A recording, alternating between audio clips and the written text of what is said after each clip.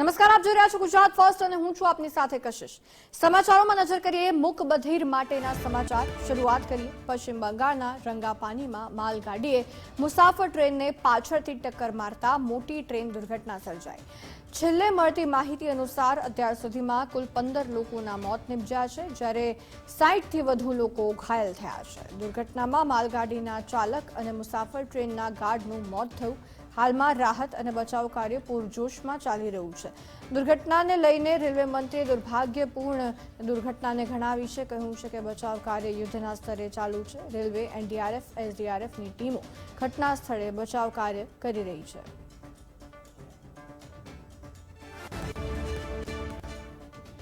પશ્ચિમ બંગાળની રેલ દુર્ઘટનાને લઈને વડાપ્રધાન મોદીએ દુઃખ વ્યક્ત કર્યું। સમગ્ર મામલે અધિકારીઓ સાથે વડાપ્રધાન મોદીએ વાતચીત કરી અને કહ્યું કે મૃતકોના પરિવાર પ્રત્યે મારી સંવેદના। ઘાયલો જલ્દી સ્વસ્થ થાય તે માટે પ્રાર્થના। ઘટના સ્થળે રાહત અને બચાવ કામગીરી શરૂ।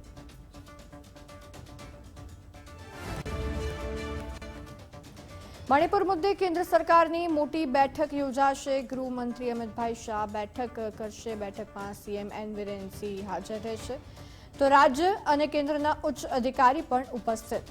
સુરક્ષા દળોના અધિકારી પણ હાજર રહેશે। ઉલ્લેખનીય છે કે છેલ્લા 1 વર્ષથી હિંસા મણિપુરમાં ચાલી રહી છે।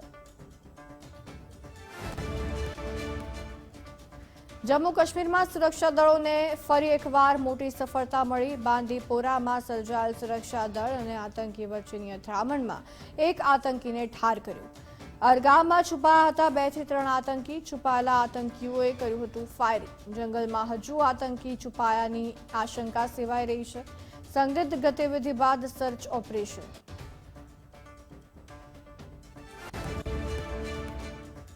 ઝારખંડના ચાઈબાસાના ગુઆમાં અથડામણમાં 4 નક્સલવાદીઓ ઠાર। અથડામણ બાદ સુરક્ષા દળો દ્વારા સર્ચ ઓપરેશન હજુ પણ યથાવત। સર્ચ હાથ ધરતા સુરક્ષા દળોએ હથિયાર, નક્સલી સામગ્રી જપ્ત કરી। સુરક્ષા દળ સાથેની અથડામણમાં નક્સલીઓનો ઝોનલ કમાન્ડર ઠાર થયો છે, જ્યારે અથડામણમાં 2 નક્સલી ઘાયલ થયા હોવાની માહિતી મળી છે।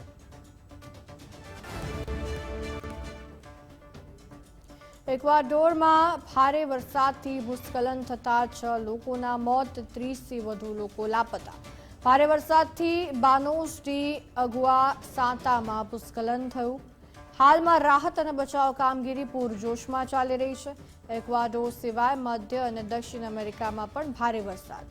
અનેક દેશમાં ભારે વરસાદથી સ્થિતિ બગડી છે। અલ સાલ્વાડોરમાં પણ રેડ એલર્ટ વરસાદને લઈને જાહેર કરવામાં આવ્યું છે। દ્વારકાના દરિયામાં કરંટ વચ્ચે પ્રવાસીઓની ભારે ભીડ જામી છે। દરિયામાં ભારે કરંટ છતાં પ્રવાસીઓ જોખમી સ્નાન કરતા નજરે પડ્યા। જાહેર ચેતવણીના બોર્ડને અવગણીને પ્રવાસીઓ સ્નાનમાં મશગુલ જોવા મળ્યા।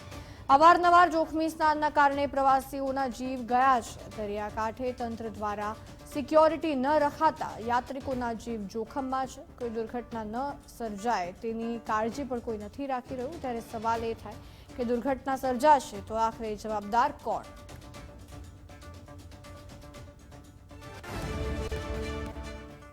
ગીર સોમનાથના વેરાવળ વિસ્તારમાં મેઘરાજાનું આગમન। ધીમી ધારે વરસાદ પડતા શહેરના રોડ રસ્તા પર પાણી વહેતા થયા। અસહ્ય ઉકળાટ બાદ વરસાદ થતા વાતાવરણમાં ઠંડક।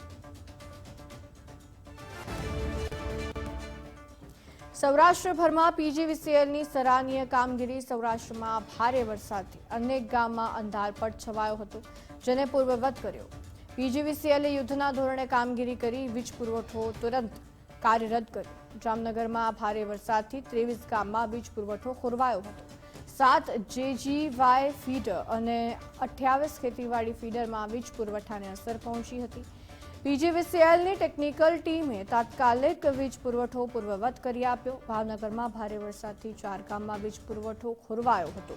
ભાવનગર જિલ્લામાં વરસાદથી કુલ 12 વીજ પોલને નુકસાન થયું। ભાવનગરમાં પણ રાત સુધીમાં વીજ પુરવઠો પૂર્વવત કરી આપવામાં આવ્યો। તો અમરેલીના 7 ગામમાં પણ ભારે વરસાદથી લાઇટ ગુલ થઈ ગઈ હતી। પીજીવીસીએલે કામગીરી કરતા ગ્રામ્ય વિસ્તારમાં તાત્કાલિક વીજ પુરવઠો પૂર્વવત કરી આપવામાં આવ્યો।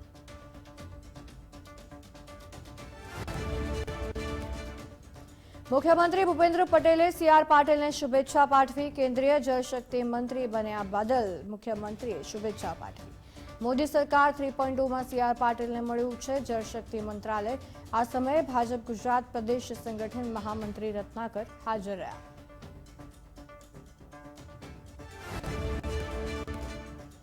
પોરબંદરના સાંસદ અને કેન્દ્રીય મંત્રીનો અભિવાદન સમારોહ યોજાયો. જૂનાગઢ જિલ્લાના વંથલીમાં મંત્રી મનસુખભાઈ માંડવિયાનો અભિવાદન સમારોહ. મનસુખભાઈ માંડવિયાએ કહ્યું, જેના નામ પાછળ ભાજપ લગાડતા હોય તેમની મહેનત કામ લાગે. કોઈ રિસાયા ત્યારે શું કરવું?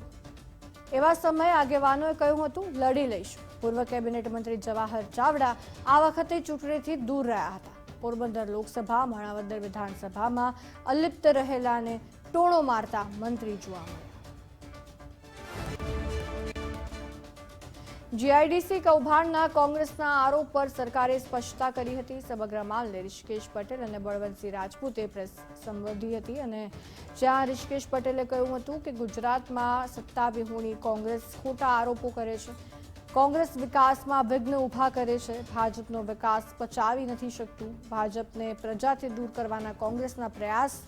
ઉદ્યોગોને જેટલી જરૂર હોય તેટલી જમીન ફાળવવામાં આવે છે. સરકારે ઉદ્યોગો માટે પારદર્શક નીતિ બનાવી છે.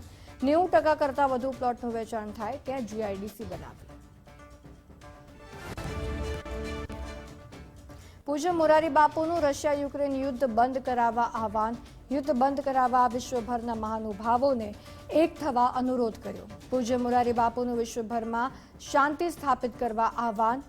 લાંબા સમયથી ચાલી રહેલ યુદ્ધથી મોરારી બાપુ વ્યથિત છે. મોરારી બાપુએ કહ્યું, યુદ્ધમાં ઘણા લોકોએ જીવ ગુમાવ્યા. નાના બાળકો તૂટેલા પાત્રોમાં રોટલી માંગી રહ્યા છે. યુદ્ધ બંધ થવા જોઈએ. બધાએ એક સૂત્ર બાંધવાની જરૂર છે. કચ્છના દરિયાકાંઠેથી વધુ 11 ચરસના પેકેટ મળી આવ્યા. બીએસએફને પેટ્રોલિંગ સમયે ચરસનું એક પેકેટ મળી આવ્યું હતું. પોલીસ પેટ્રોલિંગ દરમિયાન ખિદરત ટાપુ પરથી ચરસના 10 પેકેટ મળી આવ્યા. BSF state IB Jakhau marine પોલીસે પેટ્રોલિંગ હાથ ધર્યું હતું.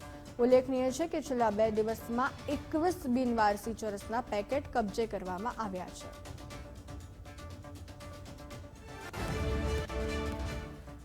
ડ્રગ્સના દૂષણને ડામવા રાજ્ય સરકાર અને પોલીસ કટિબદ્ધ છે. દેવભૂમિ દ્વારકાના દરિયાકાંઠે પોલીસનું સર્ચ ઓપરેશન યથાવત. 9 દિવસમાં 61.86 કરોડનું બિનવારસી હાલતમાં ચરસ ઝડપાયું છે. દ્વારકા તાલુકાના વિવિધ દરિયાકાંઠેથી ઝડપાયા ચરસના પેકેટ. દરિયાકાંઠે વિશેષ ટીમો સાથે સર્ચ ઓપરેશન હજુ પણ યથાવત. સમગ્ર વિસ્તારમાં મોટા પાયે પોલીસનું સઘન પેટ્રોલિંગ.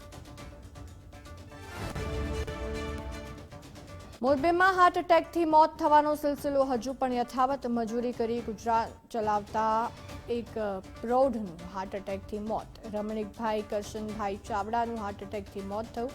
અચાનક ગભરામણ અને ઉલટી થયા બાદ છાતીમાં દુખાવો પડ્યો. પ્રાથમિક સારવાર બાદ હોસ્પિટલ પહોંચે તે પહેલા જ પ્રૌઢનું મોત થયું. રમણીકભાઈની દીકરીઓએ પિતાને અંતિમ વિદાય આપી. દીકરીઓએ કાંધ આપી દીકરા તરીકેની ફરજ નિભાવી. ગુજરાત વિદ્યાપીઠ અને પીએમ સંગ્રહાલય વચ્ચે કરાર થયો. હિસ્ટ્રી, રિસર્ચ અને એજ્યુકેશન ફિલ્ડને લઈને બંને વચ્ચે કરાર થયો. વિદ્યાપીઠના પુસ્તકો, દસ્તાવેજી ચિત્રોને લઈ એગ્રીમેન્ટ થયા. ભારતના ઇતિહાસના રિસર્ચ પેપરને લઈને બંને વચ્ચે એગ્રીમેન્ટ થયા. પીએમ સંગ્રહાલય દ્વારા પ્રથમ વખત શૈક્ષણિક સંસ્થા સાથે એગ્રીમેન્ટ. 5 વર્ષ માટે એગ્રીમેન્ટ કરાતા પુસ્તકો, માહિતીની આપ-લે કરવામાં આવશે. નવસારીમાં ચીખલીના કુકેરી ગામે દીપડો દેખાયો. વાત્સલ્યધામ શાંતાબા સ્કૂલના પરિસર નજીક દીપડો દેખાયો. રોડ પર લટાર મારતો દીપડો કે જેનો વિડીયો વાયરલ થઈ રહ્યો છે. કાર ચાલકે વિડીયો બનાવી સોશિયલ મીડિયામાં વાયરલ કર્યો. દીપડો દેખાતા ગ્રામજનોમાં ભયનો માહોલ છે.